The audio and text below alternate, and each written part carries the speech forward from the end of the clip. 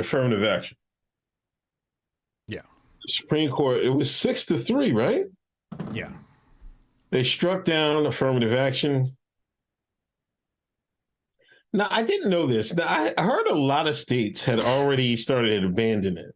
I think California abandoned affirmative actions. There's a lot of states that abandoned it already. So it was 6-3. And of course, the cover of the show tonight, Clarence Thomas took the brunt of the blame for this vote. And how do you feel about affirmative action? Now, one thing I will say, let me start off. One thing I'll say, the last couple of years, I've heard, I started to feel like Black people were trying to distance themselves. Some Black people were trying to say we don't need affirmative action anymore, or a lot of Black folks were saying the biggest benefactor of affirmative action was white women. I've heard that a lot, you know, and today I'm seeing this outrage. It's mostly, once again, it's the white folks. I'm seeing Black women. I mean, white liberals. Then I'm seeing Black women complaining about this, and the cuck Black men, the pick me Black men, they complain about what happened today. Um, I'll say one thing. This will force these schools to change their criteria for accepting people. All they're going to do is it's like, hey man, we'll take, instead of the test score, we'll take grades and what you do, an essay or your community, what you do in the community. They'll make it more subjective, and they'll pick that way. But I think it's wrong for Asians to be excluded like they're getting railroaded like they're doing. Because some working hard. Some of y'all will say they be cheating on the test and all that.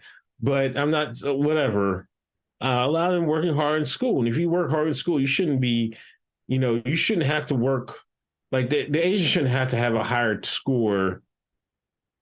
Like like a black student score should be just weighted up more than an Asian score. Like the Asian has to be 120% higher than the black student score. That's totally unfair. Another thing that issue is sometimes you would get folks that aren't ready for school, and get them in school. When maybe they don't, maybe they're not ready for that big university or something, but affirmative action pushed them in. Now maybe they succeed. There's a chance they succeed, but there's also a chance they fail. And maybe that chance they failed, if they went to a community college for a couple of years, got their feet wet, and then got to this other school, maybe then they succeed, have a better chance of succeeding. I asked the timeline, how is affirmative action shortened the wealth gap between Black and white Americans? How's the what? The wealth gap? How is affirmative action shorten the wealth gap? Yeah. From Black and white Americans? Mm-hmm. Nobody's answering it. I went on a goddamn, you could bring up the fucking graphs. It's from 1980 on, there's been virtually no change. Yeah.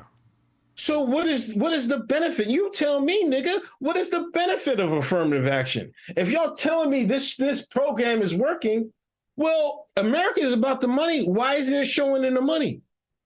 We're making no inroads. It's the same thing. See, this is why I keep telling you, the white man, the son of Yaqub is slick. He give you a program, tell you it's for you, it ain't even for you, and you're making no inroads. You're treading water. Go look at the graph yourself. Go look at the graph yourself. Y'all still in 2023, you're complaining about a wealth gap between Black and white people. And all these decades of affirmative action. We should be stomping on the door and say and congratulating Clarence Thomas. Say, thank you, Clarence. Thank you. Really did. You did a good job. Tired of you niggas trying me, man. You act like I don't put up 100 points every Thursday, man. Stop playing with me, man.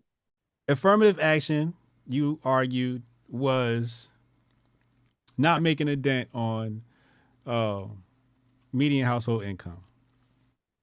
Nope. Maybe it had a different intention. You don't think it had maybe a different intention? Yeah, it did. It did. You want me to tell you what it was? Yeah. You want me to tell you? Yeah, tell me what it was. Yeah, they want more. They want more blacks in there in the college so they can brainwash them. Stop playing with me. So they can push out 10 more Ta-Nehisi coats. A bunch of new blacks that don't know nothing. A bunch of buck dancing Sambos. Yeah, that's why they want to get more Negroes in college so they can brainwash them. So they can come online and be new Negroes, the Boulets and shit. Yeah. Like I said, the son of Yakub is playing chess. Niggas is playing checkers.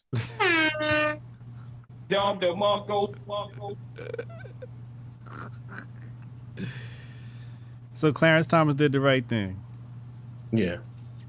Thomas Sowell's take was, these niggas can't keep up.